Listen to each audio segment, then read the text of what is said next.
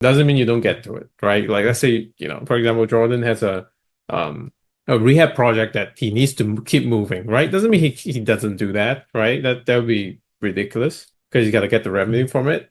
But then he should do that.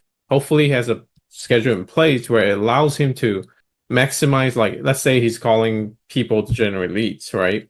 Let's say his max is like, okay, after like 2 or 3 hours or 1 hour, whatever that amount of time is, after that time, I'm just beat. I just can't do it anymore.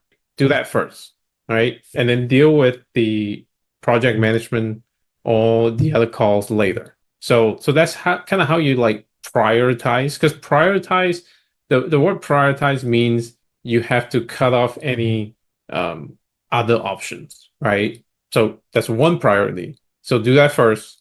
Once you take it all the way to the maximum, or you're like, I just can't do it anymore, then you work on something else.